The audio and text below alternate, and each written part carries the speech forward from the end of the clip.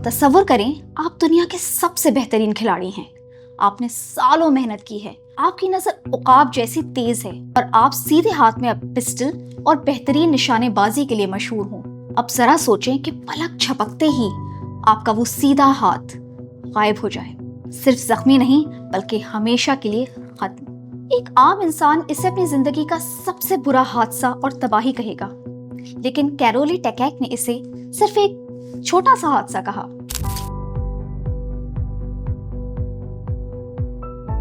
साल था 1938।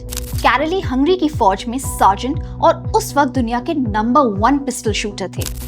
हर कोई जानता था कि 1940 के ओलंपिक्स का गोल्ड मेडल उन्हीं का है, लेकिन फिर एक आर्मी ट्रेनिंग के दौरान उनके सीधे हाथ में एक दस्ती बम फट गया। एक धमाका और उनका करियर, उनके ख्वाब और उनका वो हाथ जिससे वो तारीख रकम करने जा रहे थे, सब कुछ राख हो गया। हॉस्पिटल में 1 महीना गुजरा।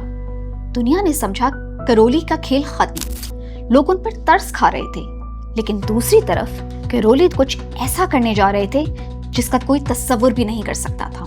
उन्होंने उस चीज पर आंसू नहीं बहाए जो कुछ हो चुका था, बल्कि उन्होंने उस चीज पर नजर रखी जो अभी बाकी थी, यानी कि उनका उल्टा हाथ और एक फौलादी इरादा। पूरे 1 साल के लिए कैरोली मंजर आम से गायब हो गए। न अपने साथियों को कुछ बताया, न मीडिया को। वो अंधेरे में अकेले अपने बाएं हाथ को सिखा रहे थे कि एक वर्ल्ड चैंपियन की तरह निशाना कैसे लगाया जाता है।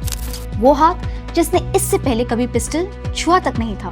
फिर आया 1939 का नेशनल चैंपियनशिप का दिन। वो अचानक वहां पहुंचे।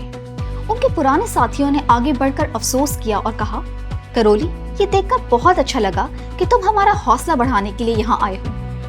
कैरोली ने मुस्कुराकर उन्हें ये कहा कि मैं यहाँ तुम्हारा हौसला बढ़ाने या मैच देखने नहीं आया, मैं यहाँ खेलने आया हूँ।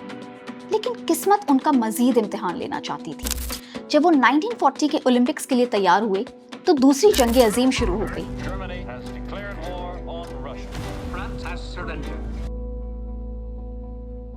और ओलंपिक्स कैंसिल हो गए और उसके बाद 1944 के ओलंपिक्स भी कैंसिल हो गए। 10 साल गुजर गए। जब 1948 के लंदन ओलंपिक्स आए तो कैरोली 38 साल के हो चुके थे। इस उम्र में उमूमन शूटर्स रिटायर हो जाते हैं, लेकिन इस वक्त कैरोली का मुकाबला दुनिया के उन बेहतरीन शूटर्स से था जो अपने असली यानी कि सीधे हाथ से खेल रहे थे। मुकाबला सख्त था। उनका सबसे बड़ा हरीफ वर्ल्ड चैंपियन कार्लोस वैलेंटे था। मैच से पहले कार्लोस ने कैरोली से पूछा, तुम यहाँ क्यों आए हो? कैरोली ने जवाब दिया, मैं यहाँ सीखने आया हूँ। लेकिन जब मुकाबला खत्म हुआ तो कैरोली टैकेक के गले में गोल्ड मेडल था और उन्होंने एक नया वर्ल्ड रिकॉर्ड कायम कर लिया था। जब सिल्वर मेडल लेकर कार्लोस वैलेंटे उनके पास से गुजरे तो उन्होंने कैरोली को देखकर कहा, तुम काफी कुछ सीख गए हो। कैरोली टैकेक चाहते तो जिंदगी भर अपने सीधे हाथ का मातम बना सकते थे, लेकिन उन्होंने अपने बाएं हाथ को एक लेजेंड बना दिया।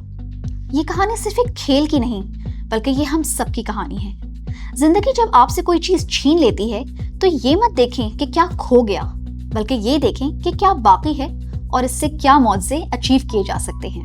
तो अगर आप आज जिंदगी के एक बहुत मुश्किल पड़ाव से गुजर रहे हैं तो इस एक हाथ वाले चैंपियन को जरूर याद रखिएगा।